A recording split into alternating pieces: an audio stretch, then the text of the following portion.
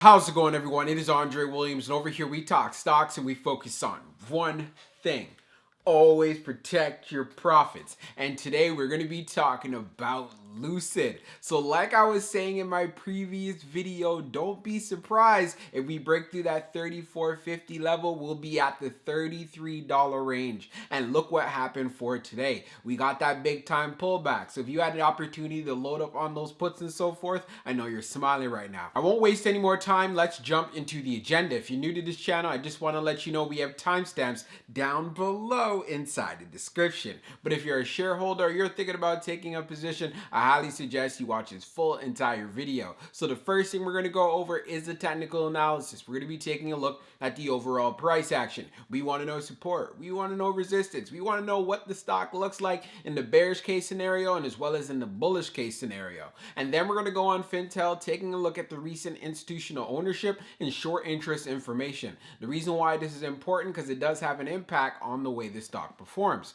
And then we're going to take a look at the order flow distribution. We want to know the buying and the selling behavior on the retail side and as well as on the institutional side. And then when all of that is done, we'll be going into the final thoughts and as well as some more details. So let's get to it. So we're going to do a technical analysis for Lucid. Let's see how it performed on the day. So it ended up closing at $33.41, being down 5.78%.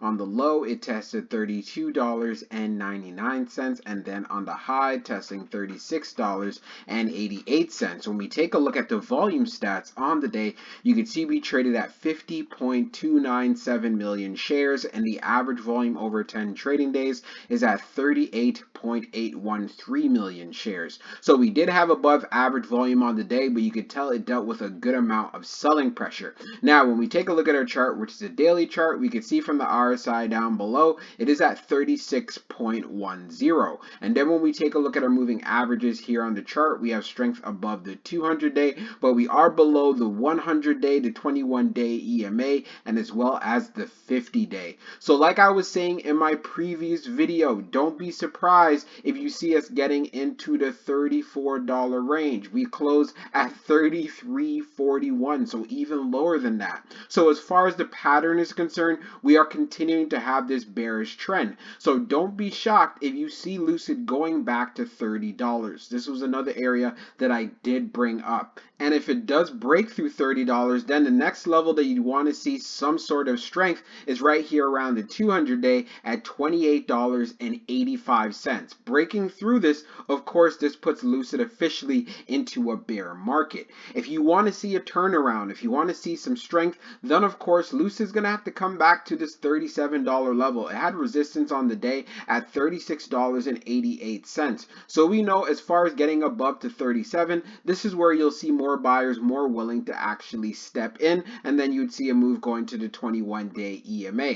But as far as for tomorrow, if we continue to have weakness in the market, especially for small to mid cap stocks, then I can see this pullback going even more, and I just want to make sure that is something you're prepared for, whether you're a trader or whether you're looking to make an investment. So now let's move on to the short interest information. So we're going to take a look at the recent institutional ownership and short interest information for Lucid. So as we scroll down further on the page, green rows indicate new positions while red rows indicate closed positions. So when we take a look at the recent filings for January the 26th, we can see we have a closed position from Avion Wealth. And then when we take a look now, we have Schwab that purchased just over 438,000 shares. We also see Schwab again that purchased just over 273,000 shares.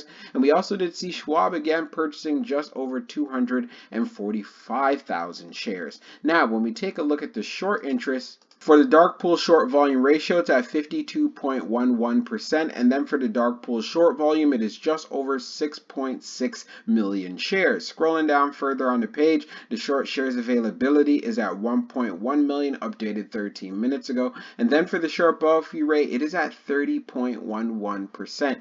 When we take a look at the history of the short volume ratio, we can see for the close of the 24th, it was at 46.72, and then for the close of the 25th, which was yesterday, it's at 52.11. So it has gone up, and one thing that is clear, Lucid does continue to have short squeeze potential, and is why we see volatility in the play. So now let's move on to the order flow distribution. Now let's take a look at the order flow distribution for Lucid. So we see here on the inflow, it's at 302, and then on the outflow, it's at 378. Taking a look at the breakdown, on the large, it was 27.59, and then on the medium, it was 130, and then on the small, it was 144. Keep in mind, these numbers are in the millions. Taking a look at the outflow side, we could see on the large, it was 14.84, then on the medium, it was 190, and then on the small, it was 174. Taking a look at the large scale orders in the last 5 days, you can see for January to 26,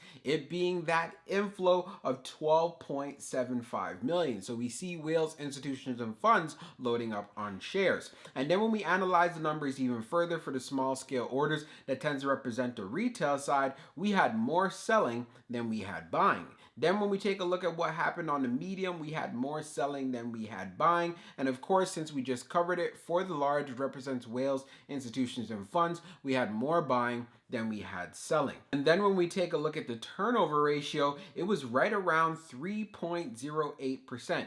So this is higher from what we normally see, but keep in mind, we had a lot of volatility inside of the markets due to the Fed meeting. There were some strong sell-offs, and of course, Lucid was impacted by this. So now let's go into the final thoughts, and we'll go over some more details as well. So for my final thoughts for Lucid, when we take into consideration the price action, you want to see it hold up the $33 level. If it breaks through 33, then the next level where you want to see some strength is right at $30. And if it breaks through $30, then of course that's where we start getting close to the 200-day, which right now currently is around $28.85. So this is why I'm saying if you are an investor, you want to be patient. Patience pays off. You should be happy right now that you did not buy into Lucid when it was a much higher price. And for the people who are looking for a bullish reversal, it needs to come back to 36.50, then get to 37. We do know 37 is an area that's going to have some resistance, but once it's able to get to that, the next level you look forward to is 40, then you see if it can go to 42.50. Also, when we went on Fintel, taking a look at the short interest information,